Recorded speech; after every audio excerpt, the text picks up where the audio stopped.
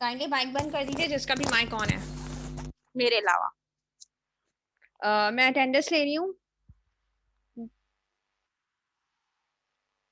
या ऐसा करते हैं कि अटेंडेंस आखिर में ही लेते हैं, लेकिन जो स्टूडेंट अभी आए हैं उसमें से अगर कोई चला गया तो फिर मसला होगा। तो जवेरिया नूर, मोहम्मद खुबैब, अम, मेरे पास नाम मौजूद है, मैं उसी पे वो जो है अटेंडेंस लगा रही हूँ।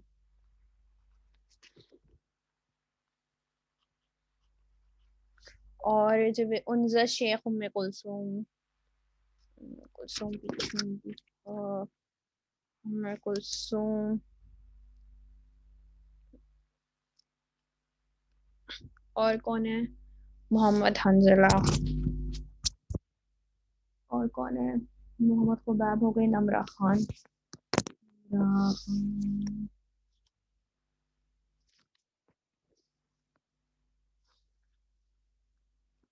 ठीक है, उसामा जब्बार, उसामा जब्बार, ठीक है, राबिया खान। राबिया खान का असल नाम राबिया, हाँ सही। सैयद मास,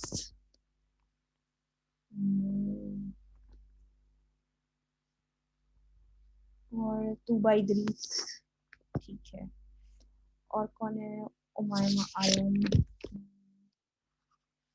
और है उम्मे एमन,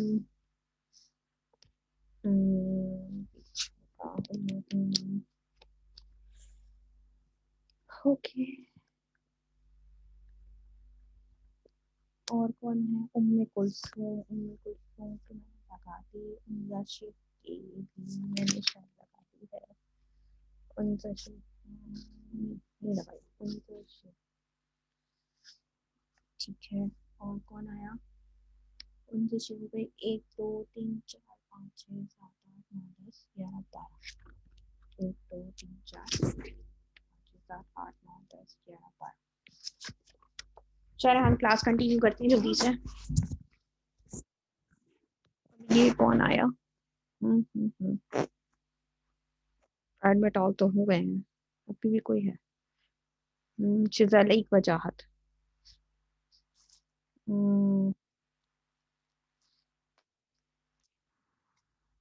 अभी जो दोबारा अभी जो स्टूडेंट्स आए हैं वो जो है ना चैट में अपना मैसेज कर दीजिएगा, ताकि मैं जो हूँ उनको बाद में अपनी अटेंडेंस में ऐड कर लूँ। अभी मैं जल्दी से जो है कंटिन्यू करती हूँ आज का लेक्चर। सो हम चलते हैं रेडिएशन डिटेक्टर्स की तरफ। अच्छा, मैं आप लोगों की कल जो क्लास मैंने पोस्टपोन की है मैं उसको सैटरडे पे जो है सेट करूंगी। अब टाइमिंग आप लोग बता दीजिएगा जिस टाइमिंग आप लोग अवेलेबल हो, लेकिन अगर आप लोगों का टाइमिंग यही है तो भी ठीक है, बहुत अच्छा है। अगर इस टाइम पे सब अवेलेबल हैं तो हम इस टाइम पे ही क्लास ले लेंगे, नहीं तो फिर मैं ऐसा करूंगी कि फिर कोई और टाइमिंग सेट कर लूंगी और एक क्लास में मंडे को अरेंज करूंगी। बस इसके अलावा और कोई क्लास नहीं होगी, यानी 2 क्लासेस हमारी और होंगी, एक सैटरडे और एक इंशाल्लाह मंडे। अच्छा, हम चलते हैं न्यू टॉपिक की तरफ। एक की रिकॉर्डिंग मुझे आप लोगों को देनी है जो नेक्स्ट वीक मैं नहीं दे सकती, अभी मैंने वो अपलोड नहीं की है। तो जल्दी से आज हम जो चलते हैं वो रेडिएशन डिटेक्टर्स की तरफ चलते हैं। इसके बाद इसका एक और टॉपिक है रेडिएशन हैजर्ड्स का। रेडिएशन डिटेक्टर्स का ये टॉपिक मेरे पास जो बुक्स मौजूद थी मुझे उसमें से नहीं मिल रहा था, तो फिर मैंने नेट से कुछ बुक्स उठाई, कुछ रिसर्च पेपर्स उठाए, वहां से मैंने कुछ शॉर्ट करके इनको निकाला है। तो हम यहाँ पर कुछ कुछ डिटेक्टर्स के बारे में पढ़ेंगे, रेडिएशन डिटेक्टर्स को जो कि किसी यूज होते हैं, रेडिएशंस को डिटेक्ट करने के लिए यूज होते हैं कि किस टाइप्स की रेडिएशंस आ रहे हैं। हमारे पास कुछ सॉलिड स्टेट डिटेक्टर्स होते हैं, कुछ गैसफुल डिटेक्टर्स होते हैं, कुछ लिक्विड डिटेक्टर्स भी होते हैं। अच्छा, यहाँ पर हम लोग 2 टाइप्स के डिटेक्टर्स पढ़ेंगे, सॉलिड स्टेट डिटेक्टर्स को शॉर्टली देखेंगे, इवन गैसफुल डिटेक्टर्स जो होते हैं वो थोड़ा डिटेल में देखेंगे, क्योंकि गैसफुल डिटेक्टर्स जो होते हैं वो हमारे पास बेसिकली जो है यूज होते हैं हमारे पास रेडिएशंस को डिटेक्शंस के लिए, रेडिएशंस की डिटेक्शन के लिए। ये हमने अपनी जो है इंटर क्लासेस में भी पढ़ा है, जीएम ट्यूब वाला और विल्सन क्लाउड चैम्बर पढ़ा था। ये कि यहाँ पर मैं आयनाइजेशन चैम्बर, प्रोपोर्शनल काउंटर और जीएम ट्यूब को पढ़ाऊंगी थोड़ा सा, और इनकी एप्लीकेशंस और इनके एडवांटेजेस एंड डिसएडवांटेजेस थोड़ा सा देखेंगे। इसके अलावा भी बहुत सारे होते हैं, बहुत सारे होते हैं। लेकिन मैंने वो लिए नहीं है। जो आपके टॉपिक से रिलेटेड 3-4 हैं, क्योंकि हमारा कोर्स शॉर्ट है तो इसलिए मैंने वो ही मेन उठाए हैं जो कि हमारे लिए इम्पोर्टेंट है। तो हम चलते हैं रेडिएशन डिटेक्टर्स की तरफ। ये एक छोटा सा शॉर्ट इंट्रोडक्शन है गैस फिल्ड डिटेक्टर्स का हमारे पास। एक minute. The passage of charge field gas. अच्छा, गैस फिल्ड डिटेक्टर्स का इसको गैस फिल्ड डिटेक्टर्स ही क्यों कहते हैं? इसको गैस फिल्ड डिटेक्टर्स इसलिए कह रहे होते हैं क्योंकि इसमें असल में जो है ना, जो इसकी कंस्ट्रक्शन होती है, इसमें हमारे पास गैस फिल्ड आउट होती है। और इन डिटेक्टर्स का काम क्या होता है? इलेक्ट्रोमैग्नेटिक रेडिएशंस जो होती हैं उनको डिटेक्ट करना। ठीक है। अब ज्यादातर जो है ये अल्फा, बीटा, गैमा और जो एक्सरेज होती हैं ये उनको डिटेक्ट करते हैं। जैसे जीएम ट्यूब है, उसका एक अलग है। जीएम ट्यूब जो सबसे कॉमनली गैस फिल्ड डिटेक्टर्स है जो कि यूज होता है।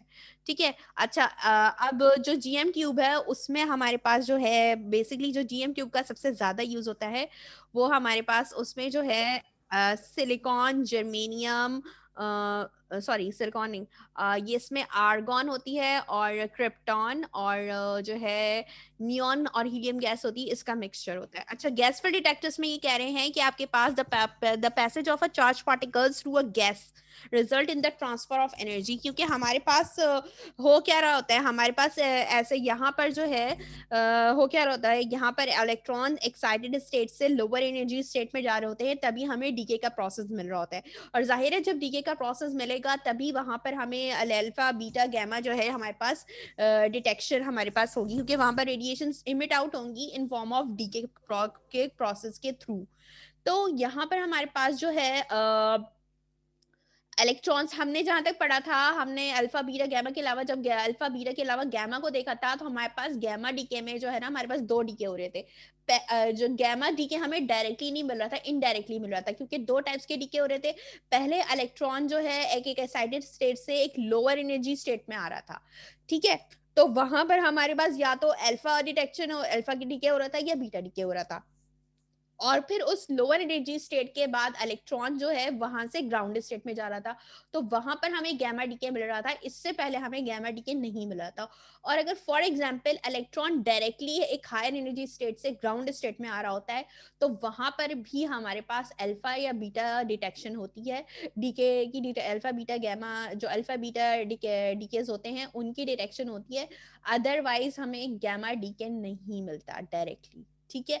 तो बेसिकली इनमें ये डिफरेंस है हमारे पास। और गैस फिल्ड डिटेक्टर्स में हमारे पास आयनाइजेशन चैम्बर भी होते हैं, प्रोपोर्शनल चैम्बर भी होता है। जो फिजिक्स की 3rd ईयर लैब है उसमें हमने जीएम ट्यूब, 2nd ईयर में भी जीएम ट्यूब यूज हुआ है, लेकिन 3rd ईयर लैब में हमारे पास जीएम ट्यूब जो है खासकर यूज होता है, प्रैक्टिकल्स होते हैं। इसके अलावा आयनाइजेशन चैम्बर भी होता है। आयनाइजेशन चैम्बर में ज्यादातर बात होती है जो है आपके पास आयंस की। अच्छा, हम ये बात कर रहे थे इस पे कि आपके पास इसमें हो क्या होता है, the passage of charge particle through a gas, यानी चार्ज पार्टिकल, जो गैस के थ्रू हमें चार्ज पार्टिकल्स मिल रहे होते हैं ज्यादा तादाद में, तो उनका नतीजे में क्या होता है कि एनर्जी का ट्रांसफर हो रहा होता है आपके पास पार्टिकल से इलेक्ट्रॉन की तरफ। और एवरी पार्ट में आपके पास जो गैस का स्ट्रक्चर होता है ना, उसमें आपके पास ये सारी जो एनर्जी का ट्रांसफर हो रहा है फ्रॉम पार्टिकल्स टू इलेक्ट्रॉन, इसमें हमारे पास जो गैस का जो नॉर्मल जो एटॉमिक स्ट्रक्चर होता है वो नॉर्मल रहता है, उस पर कोई फर्क नहीं पड़ता। if the charge particles passes close enough to a given atom, अगर कोई चार्ज पार्टिकल है और वो किसी हमने कोई टारगेटिंग एटम ले लिया, उसके पास करता है, काइंडली अपने माइक्स ऑफ कर दें, तो होता क्या है कि आपके पास एनर्जी का ट्रांसफर खासी तादाद में होता है और वहां पर रिजल्ट में या तो हमें एक्साइटेशन मिल रही होती है या आयनाइजेशन का प्रोसेस हो रहा होता है। यानी या तो इलेक्ट्रॉन जो है हमारे पास एक्साइटेड स्टेट से लोअर एनर्जी स्टेट में वापस आ रहा होता है, या फिर क्या होता है आयनाइजेशन हो रही होती है। यानी आयनाइजेशन भी हमारे पास 2 तरह की होती है वहां पर, या तो इलेक्ट्रॉन को निकाल दिया जाएगा वहां से, या इलेक्ट्रॉन को, यानी इलेक्ट्रॉन एक्सेप्ट कर लेगा या इलेक्ट्रॉन लूज कर देगा एटम अपना। तो it means in the excitation state the electron elevated from its original state. जैसे कि हम जानते हैं कि हमारे पास एक्साइटेड स्टेट में क्या होता है कि इलेक्ट्रॉन जो होता है वो अपनी एक्साइटेड स्टेट से एक लेस बाउंड स्टेट में चला जाता है, लेकिन energy levels in a typical gas atoms are only placed in a few electron volts apart. अब होता क्या है कि आपके पास जब ये प्रोसेस एक्साइटेशन का प्रोसेस हो रहा होता है, तो हमने ये कहा कि इलेक्ट्रॉन जो है अपनी ओरिजिनल स्टेट में भी वापस आता है, लेकिन जब वो अपने ओरिजिनल स्टेट में होता है तो वो जाना चाहता है एक्साइटेड स्टेट में। एक्साइटेड स्टेट में क्या जाने के लिए वो क्या करता है कि उसको जो है कुछ एनर्जी की जरूरत होती है, वो उस एनर्जी को एब्जॉर्ब करता है और एक्साइटेड स्टेट में चला जाता है। और जब वो एक्साइटेड स्टेट में जाता है तो वहां पर उसकी काइनेटिक एनर्जी में कुछ थोड़ा सा डिफरेंस आता है।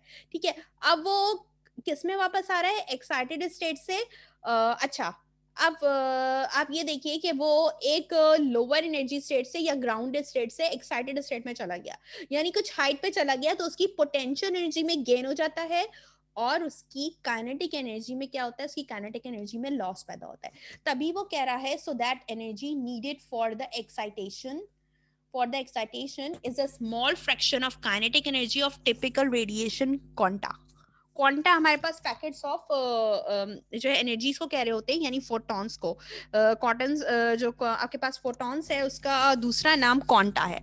ठीक है, तो हमने ये बात की कि हमारे पास जो एक्साइटेड स्टेट में जो इलेक्ट्रॉन्स पाए जाते हैं उनका जो लाइफ टाइम होता है ना वो बहुत ही कम होता है। तो इलेक्ट्रॉन जल्दी से जल्द अपनी जो है जो ओरिजिनल स्टेट होती है उसमें वापस आना चाहते हैं, और जब ओरिजिनल स्टेट में वापस आते हैं तो वहां पर डीके का प्रोसेस हमें मिल रहा होता है, जो कि मैंने यहाँ पर लिखा हुआ भी है। एक मिनट, हाईलाइटर, ये देखिए यहाँ पर ये मौजूद है ना आपके पास एक ये लाइन और सबसे पहले ये लाइन कि आपके पास इलेक्ट्रॉन जब एक्साइटेड स्टेट में मौजूद होते हैं तो ज़्यादा देर तक उस एक्साइटेड स्टेट में नहीं रहते, वहाँ पर उनका रहने का लाइफ टाइम बहुत कम होता है। तो वो जल्द से जल्द अपनी जो है अपनी ओरिजिनल स्टेट यानी ग्राउंड स्टेट में वापस आना चाहते हैं, और जब ग्राउंड स्टेट में वापस आना चाहते हैं तो वहाँ पर क्या होता है, कुछ ना कुछ डीके का प्रोसेस भी होता है। फिर ठीक है, अब इलेक्ट्रॉन जो कि एक्साइटेड स्टेट से अपनी वापस ओरिजिनल स्टेट में वापस आ रहा है तो हमारे पास काइनेटिक एनर्जी में गेन होता है और पोटेंशियल एनर्जी में लॉस पैदा होता है। लेकिन जब कोई इलेक्ट्रॉन को नीड है एक्साइटेशन स्टेट में जाने की, तो वहां पर जो है हमारे पास काइनेटिक एनर्जी में स्मॉल फ्रैक्शन में चेंज आता है। ठीक है, और अगर फॉर एग्जाम्पल अगर वो इन्फिनिटी पे चला गया, तो क्या होगा, इन्फिनिटी में जाने में उसकी जो है पोटेंशियल एनर्जी बहुत ज्यादा बढ़ जाएगी और काइनेटिक एनर्जी बिल्कुल जीरो हो जाएगी।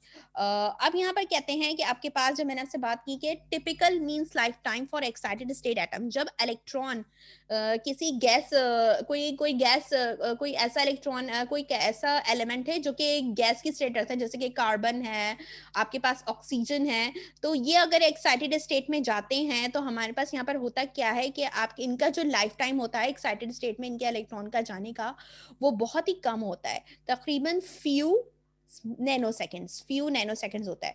और व्हेन एटम स्पॉन्टेनियसली का मतलब होता है कि आपके पास ऑटोमेटिकली खुद ब खुद वो चीज अचानक से हो जाए, यानी अगर एटम खुद ब खुद रिटर्न बैक हो जाए अपनी ग्राउंड स्टेट में, तो एक्साइटेड एनर्जी जो होती है वो ख़त्म हो जाती है। और वो ख़त्म किस तरीके से होती है कि जाहिर है एटम किसी हाई एनर्जी स्टेट से जब अपनी ओरिजिनल ग्राउंड स्टेट में वापस आ रहा है, क्योंकि वो ज़्यादा वहाँ नहीं रहना चाहता, तो वो क्या करता है कि वो वही हम बात कर रहे थे कि रेडिएशंस को इमिट आउट करता है, और रेडिएशंस इमिट आउट करता है इन इलेक्ट्रोमैग्नेटिक रेडिएशंस, और वो इलेक्ट्रोमैग्नेटिक रेडिएशंस असल में फोटॉन जिसको हम क्वांटा कह रहे थे वो उस फॉर्म में होते हैं। अच्छा, ये इलेक्ट्रोमैग्नेटिक रेडिएशंस हमेशा ज़रूरी नहीं है एक ही वेवलेंथ की हो, इनकी डिफरेंट वेवलेंथ होती है, क्योंकि इन इलेक्ट्रोमैग्नेटिक रेडिएशंस का भी जो नेचर होता है वो भी सेम नहीं रहता। अगर वहां पर डीके हो रहा है तो जाहिर है वहां पर अल्फा बीटा गैमा कोई भी डीके हो सकता है। अब उसमें जो भी एलिमेंट्स हमारे पास निकल रहे होंगे डीके के प्रोसेस में, तो उनकी वेवलेंथ अपनी होगी। अब वेवलेंथ से एक बात याद आई कि हमारे पास जो स्पेक्ट्रम होता है या फिर हमारे पास जो वेवलेंथ होता है, इसके थ्रू ना किसी भी अगर हमें एलिमेंट की वेवलेंथ पता हो तो हम उसकी स्टैंडर्ड वेवलेंथ से उसको, अगर फॉर एग्जांपल हमारे पास स्पेक्ट्रम मौजूद है किसी एलिमेंट का, लेकिन हमें ये नहीं पता कि वो जो स्पेक्ट्रम है उस एलिमेंट का किस एलिमेंट का है, तो हम क्या करते हैं कि उसकी वेवलेंथ, उसके थ्रू, स्पेक्ट्रम के थ्रू जो हमारे पास कुछ वेवलेंथ की प्रॉपर उसकी वैल्यूज होती है, और उस वेवलेंथ को हम मैच करते हैं बाकी डिफरेंट एलिमेंट्स की वेवलेंथ से, जिससे वो मैच कर जाती है, वो स्पेक्ट्रम उसी एलिमेंट का होता है। तो इसका मतलब है कि हमारे पास जो एक सब्जेक्ट होता है स्पेक्ट्रोस्कोपी, वो जो है यूज किया जाता है एलिमेंट्स की डिटेक्शन के लिए, लेकिन किसके थ्रू? वेवलेंथ के थ्रू। तो इसका मतलब है वेवलेंथ को हम किसी भी एलिमेंट की किसी भी एलिमेंट्स को आइडेंटिफाई करने के लिए यूज कर सकते हैं। जैसे कि इन्होंने आगे कहा कि आपके पास जो इलेक्ट्रोमैग्नेटिक वेव्स रेडिएशंस होती हैं for a typical gas is in the ultraviolet region of the spectrum. तो इन्होंने यहाँ पर बता रहे हैं कि अगर आपके पास जो टिपिकल किस्म की गैसेज होती हैं जिनके इलेक्ट्रोमैग्नेटिक रेडिएशंस होते हैं, उनकी जो वेवलेंथ होती है अगर उसको हम देखें तो वो हमारे पास किससे मैच कर रही होती हैं? वो किस रीजन में चली जाती हैं? यूवी रेडिएशंस के उसमें चली जाती हैं। और यूवी रेडिएशन जो होती हैं वो हाईली एनर्जेटिक होती हैं हमारे पास। क्या हुआ सुभान?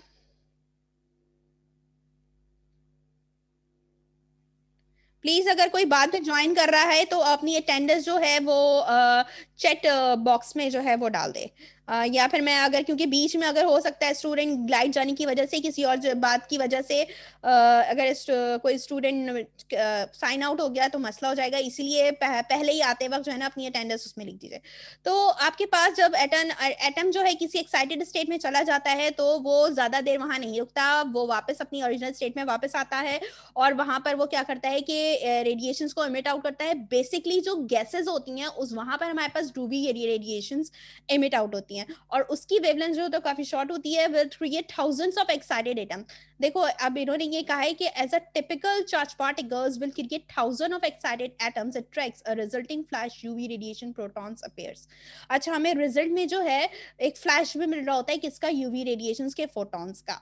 अच्छा, अब आगे नीचे इन्होंने देखो ये भी बता दिया है कि कौन कौन से सम डिटेक्टर्स जो कि इनकी डिटेक्शंस के लिए यूज होते हैं, स्पेशली यूवी लाइट की रेडिएशंस के लिए, उसको हम कहते हैं गैस सेंटीलेटर्स। ठीक है, आर डिस्क्राइब्ड बिलो सेंटीलेटर्स एंड। अच्छा, ये मैं इनको पढ़ाऊंगी नहीं, ये जस्ट इनका नाम दिया गया है। हमारे पास जो बेसिक काम है, similar ultraviolet photons are also important part in the generation of a pulse from GM tube। अच्छा, हमारे पास जो हम पढ़ेंगे वो GM ट्यूब और ये क्या कहते हैं, प्रोपोर्शनल आयनाइजेशन चैम्बर।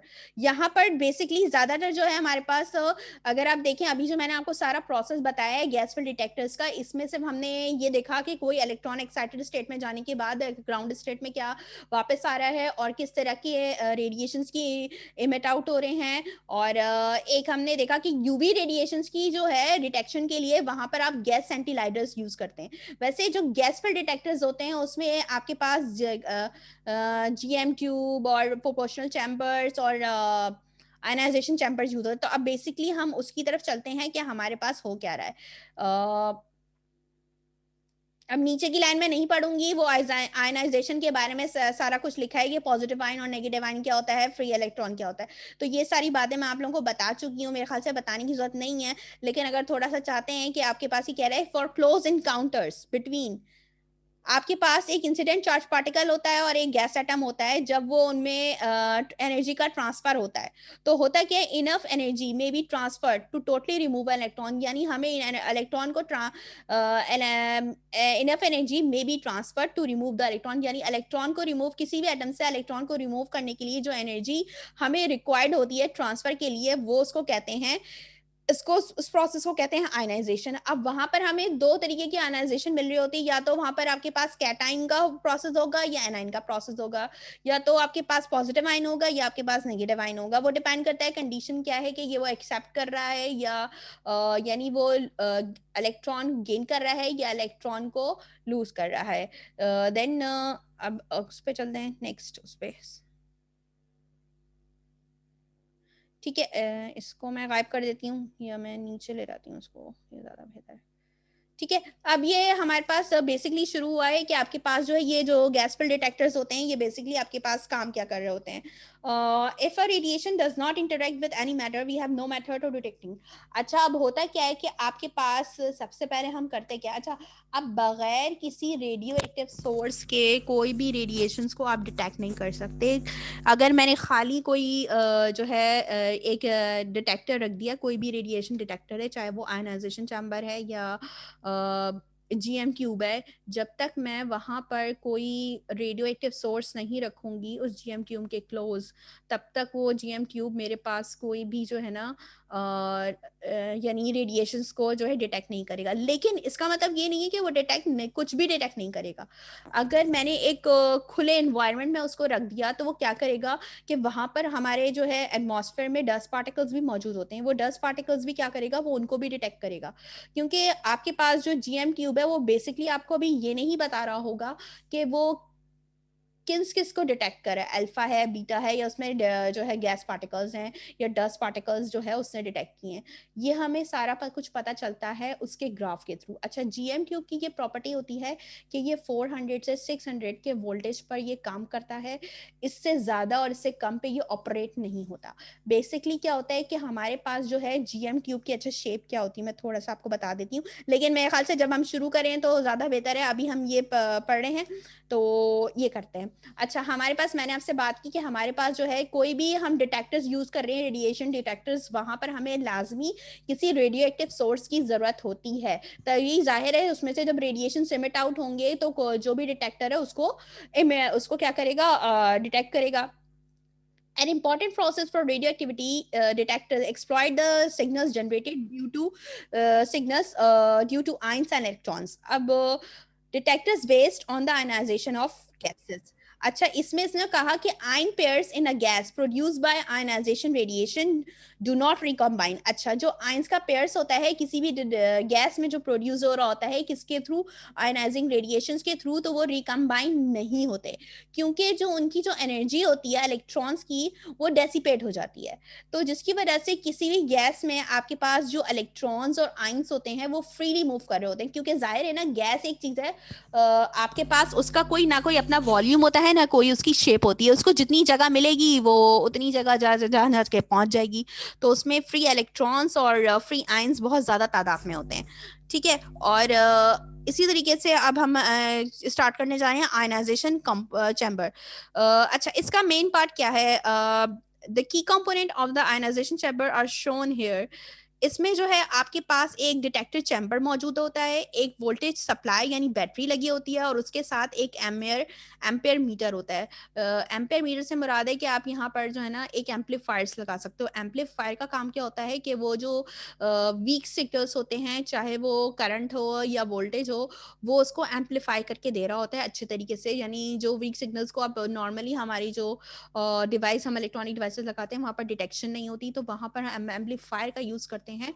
तो एम्पलीफायर जो है वो क्या करता है कि वीक सिग्नल्स को एम्पलीफाई करके दे रहा होता है। इसी तरीके से कोई भी ट्रांजिस्टर भी जो होता है ना वो भी एज ए एम्पलीफायर काम करता है। ठीक है, तो हमने यहाँ पर बात क्या की कि इसमें जो है आयनाइजेशन चैम्बर की जो कंस्ट्रक्शन है उसमें क्या क्या लगा होता है। एक चैम्बर डिटेक्टर लगा हुआ है, एक वोल्टेज सप्लाई यानी एक बैटरी लगी हुई है, एक एमएयर मीटर लगा हुआ है, और एक लोड रेजिस्टेंस लगा है। अब होता क्या है कि आयनाइजिंग रेडिएशंस जब डिटेक्टर्स में एंटर होती हैं, ठीक है, जब ionisation radiation enters the radiation detector chamber, यानी उस चैम्बर में जब जो कि डिटेक्टर लगा हुआ है उसमें जब एंटर होती हैं तो होता क्या है, ionizes the mixture of gases in it. ठीक है, उसमें ऑलरेडी जो है गैस का मिक्सचर जो होता है वो आयनाइज हुआ होता है, यानी आयंस की फॉर्म में होते हैं। The electron drifts toward the positive electrode. अब वहां पर मैंने आपसे क्या कहा कि हमारे पास जो है सप्लायर यानी वोल्टेज बैटरी लगी हुई है। अब जो इलेक्ट्रॉन्स होंगे वो मूव करेंगे पॉजिटिव इलेक्ट्रोड की तरफ, और जो आयंस होंगे वो मूव करेंगे नेगेटिव इलेक्ट्रोड्स की तरफ। अच्छा, अब आयंस भी सोचने समझने की बात है कि अगर वो पॉजिटिव हैं तो वो नेगेटिव इलेक्ट्रोड्स की तरफ मूव करेंगे, और जो आपके पास इलेक्ट्रॉन्स हैं वो पॉजिटिव इलेक्ट्रोड्स की तरफ मूव करेंगे। और जब ये प्रोसेस होगा तो पूरे सर्किट में हमारे पास क्या होगा, करंट गुजरना शुरू हो जाएगा, जिसकी वजह से हमारे पास एम्पियर मीटर पे, एम्पियर मीटर का मतलब है ये आपके आपके पास एम मीटर, यानी एमीटर वो जैसे वोल्ट मीटर होता है वोल्टेज को मेजर करने के लिए, इसी तरीके से एमीटर भी होता है करंट की डिटेक्शन के लिए। तो वो क्या करेगा, करंट डिटेक्ट कर देगा कि कितना करंट सर्किट में इस वक्त मौजूद है। अच्छा, द नंबर ऑफ आइंस, अच्छा अब हमारे इस प्रोसेस में जितने भी नंबर ऑफ आइंस पेयर बन रहे हैं वो क्या होता है, वो प्रोपोर्शनल हो जाते हैं number of ionising particles entering the detector chamber.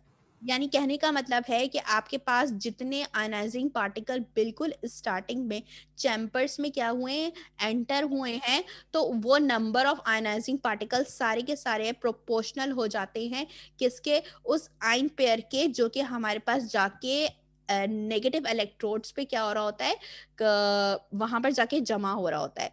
ठीक है, तो आगे कहते हैं कि आपके पास इसका मतलब है जो करंट है वो डायरेक्टली प्रोपोर्शनल हो जाता है आयनाइजिंग रेडिएशन की इंटेंसिटी के। यानी मैं कह सकती हूँ कि आई प्रोपोर्शनल है इंटेंसिटी के। ये एक लॉ भी है हमारे पास। तो यहाँ पर कहने का मतलब है कि जितनी ज्यादा आपके पास आयनाइजिंग रेडिएशंस की इंटेंसिटी होगी उतना ही करंट अच्छा हमें मिलेगा।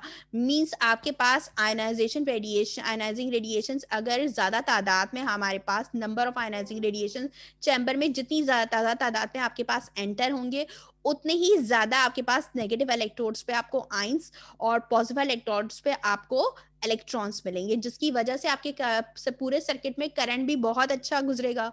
और तभी ये कह रहे हैं कि आपके पास जो इंटेंसिटी है आयनाइजिंग रेडिएशंस की जो इंटेंसिटी है वो डायरेक्ट प्रोपोर्शनल है करंट के। इसी तरीके से नंबर ऑफ आयन पेयर्स जो बन रहे हैं किस पे, आपके पास नेगेटिव इलेक्ट्रोड पे जाके, तो वो भी क्या होंगे, प्रोपोर्शनल होंगे नंबर ऑफ आयनाइजिंग पार्टिकल्स जो कि एंटर किससे हो रहे हैं, डिटेक्टर चैम्बर से। द लाइट डिटेक्टर्स, अच्छा द लाइट इलेक्ट्रॉन्स, अब वो कितनी स्पीड से जो है, आइंस जो है ना हमारे पास हैवी होते हैं और इलेक्ट्रॉन जो है फ्री इलेक्ट्रॉन्स है, जो लाइट फ्री इलेक्ट्रॉन्स है वो कितनी स्पीड से जो है ट्रेवल करेंगे, 100,000 times faster than heavy items. यानी इसका मतलब है 1 लाख में इसको कह सकती हूँ नॉर्मली, लेकिन अगर मैं पढ़ूँ तो मैं इसको क्या पढ़ूंगी, 100,000 टाइम फास्टर देन। यानी जो हमारे पास आइंस होते हैं उसके हिसाब से, क्योंकि होता क्या है कि हमारी जो क्लासिकल फिजिक्स कहती है कि आपके पास कोई भी लाइटर ऑब्जेक्ट होगा जो हैवी ऑब्जेक्ट होगा, लाइटर ऑब्जेक्ट आपके पास बहुत तेजी से मूव करेगा बनस्बत आपके हैवी ऑब्जेक्ट के मुकाबले में। तो इसका मतलब है कि मैं अपने हैवी ऑब्जेक्ट को तो रोक सकती हूँ लेकिन किसी लाइटर ऑब्जेक्ट को नहीं रोक सकती, ठीक है। लेकिन मुझे अपने, क्योंकि वो बहुत तेजी से मूव करेगा, जो लाइटर ऑब्जेक्ट होगा ना वो बहुत तेजी से मूव करेगा, और जो मेरा हैवी ऑब्जेक्ट होगा उसके मुकाबले में वो बहुत ही कम स्पीड से मूव करेगा। इसलिए इन्होंने यहाँ बात क्या कही, इसलिए इन्होंने ये बात कही कि आपके पास जो लाइटर इलेक्ट्रॉन्स होगा वो 100,000 टाइम फास्टर देन मूव करेगा हैवी आयंस के मुकाबले में। तो जो मोशन ऑफ इलेक्ट्रॉन, यानी इलेक्ट्रॉन्स जितनी तेजी से मूव कर रहे हैं इसका मतलब है उतना ही ज्यादा मेरे पास करंट प्रोड्यूस होने के चांसेस हैं। इसका मतलब है कि मुझे जो करंट जितना मिल रहा होगा वो डिपेंड किस पे कर रहा होगा, पूरा का पूरा वो मेरे पास इलेक्ट्रॉन्स की स्पीड पे डिपेंड कर रहा होगा, इलेक्ट्रॉन्स के मोशन पे डिपेंड कर रहा होगा कि वो कितनी स्पीड से मूव कर रहे हैं। अब इन्होंने एक चीज दे रही, Rutherford placed a thorium oxide sample directly in the detector chamber. इसने भी काम किया था, इसने थोरियम ऑक्साइड, ये थोरियम ऑक्साइड दिया हुआ है कि रदरफोर्ड ने जो है प्लेस्ड किया था डायरेक्टली इस डिटेक्टर में थोरियम ऑक्साइड, और इसने ये नोटिस किया था कि आपके पास ही notice that the radioactivity increased with time. यानी जो रेडियो एक्टिविटी होती है ना वो टाइम के हिसाब से इंक्रीज होती रहती है। After removing the sample carefully without changing the air in the chamber, अब उसने क्या किया था, सैंपल तो चेंज कर दिया था, रिमूव कर दिया था केयरफुली, लेकिन वहां पर without changing the air in the chamber he found that air remain radiative.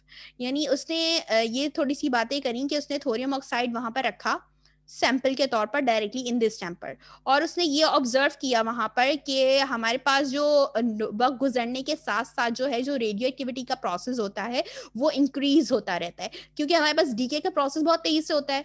तो जब उसने सैंपल को रिमूव किया तो वहां एयर मौजूद रही, एयर कंप्लीटली तौर पर वहां से जो है रिमूव नहीं हुई। तो उसने वहां से ये ऑब्जर्व किया कि हमारे पास जो एयर होती है वो भी रेडियो एक्टिव होती है, क्योंकि मैं आपसे बात ये क्यों कह रही हूँ मैं आपसे बात ये इसलिए कह रही हूँ क्योंकि हमारे पास जो रेडिएशन डिटेक्टर्स होते हैं वो एटमॉस्फेयर में मौजूद, जाहिर है वहाँ पर हवा भी मौजूद है, वहाँ पर डस्ट पार्टिकल्स भी हैं, तो वो दूसरे पार्टिकल्स को भी क्या कर लेती है, डिटेक्ट कर लेती है। तो radio active decade with a specific life time. अच्छा, रेडियो एक्टिव जो एयर की जो एयर रेडियो एक्टिव डीके अगर है तो उसमें जो डीके आ रहा होता है उसकी भी एक खास जो है लाइफ टाइम होता है। Other radioactive samples did not give the same observation. अब जाहिर है हर जो आप भी सैंपल यूज करेंगे, जो भी एलिमेंट आप रेडियो एक्टिव सोर्स का यूज करेंगे एज अ सैंपल के तौर पर, हर का डीके का प्रोसेस अलग अलग होता है, तो सबकी ऑब्जर्वेशंस भी सेम नहीं होंगी। तो उसने ये सजेस्ट किया इस एक्सपेरिमेंट से कि आपके पास जो रेडियो एक्टिव गैशियस एलिमेंट्स होती हैं उनकी डिटेक्शन के बारे में उसने ये पॉइंट सजेस्ट किया, क्योंकि वो किस पे काम कर रहा था, अभी हमने जो आयनाइजेशन चैम्बर पढ़ा है और आयनाइजेशन चैम्बर एज एक गैस फिल्ड डिटेक्टर्स है, तो उसने ये सजेशन दी रेडियो एक्टिव गैशियस एलिमेंट्स के बारे में कि अगर कोई आप ऐसा एलिमेंट यूज कर रहे हैं जो कि गैस का है और वो रेडियो एक्टिव अपने रेडियो एक्टिव प्रॉपर्टीज अपने अंदर रखता है, तो क्या होगा। जैसे कि उसने एयर की बात की, तो हर रेडियो एक्टिव एलिमेंट्स अगर वो हर रेडियो एलिमेंट अगर वो बाय नेचर वो क्या है, गैस है, तो सबकी जो है डीके की या हाफ लाइफ जो होती है वो सेम नहीं होती, सबकी अलग अलग होती है, क्योंकि सबकी प्रॉपर्टीज भी अलग अलग होती हैं। ठीक है, फिर उसने ये बात करी कि दिस एक्सपेरिमेंट्स बाद में as due to the decay thorium, thorium में अल्फा डीके हुआ, फिर उसने रेडियम यूज किया। अगर कोई देखो इस ये सारा काम तो रदरफोर्ड ने किया है, अब उसके बाद जो बाकी लोग इस एक्सपेरिमेंट पे काम किया जिन्होंने, तो थोरियम को जब यूज किया तो उसमें डीके हो रहा था अल्फा का, रेडियम को यूज किया उसमें भी आपके पास कौन सा डीके हो रहा था, अल्फा पार्टिकल्स का। हमने देखा भी था कि हमने जो है ना, जब रेडियम पार्टिकल को हमने अल्फा डीके में देखा था, हमने जब हमारा जो पैरेंट न्यूक्लियाई होता है रेडियम, हमने उसको एज अ पैरेंट न्यूक्लियाई लिया था, जब वो टूट रहा था तो हमारे पास RN और अल्फा पार्टिकल हमें मिल रहा था रिजल्ट में। Several isotopes of thorium produced radon isotopes in their decay. ठीक है, यानी ये कह रहा है कि आपके पास जो बहुत सारे जो थोरियम के जो डिफरेंट आइसोटोप्स होते हैं, आइसोटोप्स में हमारे पास चेंजिंग कब आती है, जब उसके मास नंबर में चेंज होता है। इसी तरीके से आइसोबार्स हमारे पास होते हैं, आइसोबार्स में हमारे पास एटॉमिक नंबर में चेंज आ रहा होता है, जिसमें आपके पास प्रोटॉन्स और न्यूट्रॉन में चेंजेस आते हैं, जिसकी वजह से हमें क्या मिल रहा होता है, बीटा डीके मिल रहा होता है, तीन टाइप्स का। ठीक है, अच्छा हम ये बात कर रहे थे कि थोरियम के अगर डिफरेंट आइसोटोप्स लें तो वो आपके पास रेडॉन आइसोटोप्स प्रोड्यूस करेंगे डिफरेंट डीके का। such a simple ionization chamber due to the discoveries of DK series। अच्छा, आयनाइजेशन चैम्बर की डिटेक्शन जो है के बाद हमारे पास डिफरेंट जो है जो भी अल्फा बीटा गामा या एक्स रेज यूवी रेडिएशन ये जो थी, इनके डीके की डिस्कवरी इसके बाद एक सीरीज में स्टार्ट हो गई। अच्छा, ये मीटिंग हम अभी यहीं ख़त्म कर रहे हैं, मैं नेक्स्ट मीटिंग में आप लोगों को ज्वाइन करती हूँ, अभी थोड़ी देर में मैं आप लोगों को शेयर करती हूँ उसका वो। अच्छा, इसकी जो है यहाँ पर मेरे पास डायग्राम भी है, ये आपके पास एक सिंपल आयनाइजेशन चैम्बर है। मैंने आप लोगों को क्या बताया था कि आपके पास जो है ये क्या है, ये आपके पास ये डिटेक्टर चैम्बर लगा हुआ है, इसमें पार्टिकल्स देखो आयनाइजिंग पार्टिकल्स एंटर हो रहे हैं, पार्टिकल्स एंटर हो रहे हैं। अब ये क्या है, बैटरी लगी हुई है, अब ये बैटरी लगी है, यहाँ पर ये पॉजिटिव है, ये आपका नेगेटिव है। ये पॉजिटिव और नेगेटिव क्यों कहा, क्योंकि देखो यहाँ पर लोड रेजिस्टेंस लगा हुआ है, बिल्कुल वही डायग्राम है जो मैंने आपको पीछे जो डिटेल्स पढ़ के बताई है ना, कि ये आपके पास चैम्बर है, इसमें आयनाइजिंग पार्टिकल एक रेडियोएक्टिव सोर्स के थ्रू एंटर हो रहे हैं। ठीक है, अब जब एंटर होंगे तो आपके पास ये बैटरी लगी है, बैटरी का ये वाला पॉइंट जो होता है ना, जो बड़ी लाइन है, ये आपको शो करती है पॉजिटिव टर्मिनल को, और जो छोटा इसकी जो छोटी लाइन है वो होती है असल में नेगेटिव नेगेटिव टर्मिनल। तो नेगेटिव टर्मिनल अगर आप देखो तो ये जो है लोड रेजिस्टेंस से होता हुआ एमीटर से कनेक्टेड है, इसलिए यहाँ पर इन्होंने नेगेटिव इलेक्ट्रोड का नाम दिया इसको, और यहाँ पर ये पॉजिटिव इलेक्ट्रोड का नाम दिया है। तो हमारे पास जो इलेक्ट्रॉन्स थे वो मूव कर रहे थे पॉजिटिव इलेक्ट्रोड की तरफ, और जो यानी एनोड की तरफ, और जो आपके पास आइंस थे वो आपकी तरफ किसकी तरफ मूव कर रहे थे, वो आपके कैथोड की तरफ मूव कर रहे थे। और ये एम मीटर था, जब ये मूव कर रहे थे पॉजिटिव और आइंस मूव कर रहे थे कैथोड की तरफ, तो हमारे पास क्या हो रहा था कि इसमें करंट डिटेक्ट हो रहा था। तो ये जो है आयनाइजेशन चैम्बर की एक सिंपल डायग्राम होती है। अब हम नेक्स्ट मीटिंग में ज्वाइन करते हैं, तो आगे फिर हम पढ़ेंगे प्रोपोर्शनल और जीएम काउंटर। ठीक है, तो अभी मैं यही इसको जो है वो कर रही हूँ, फिर आप लोगों को नेक्स्ट इसका जो है ना लिंक शेयर करती हूँ।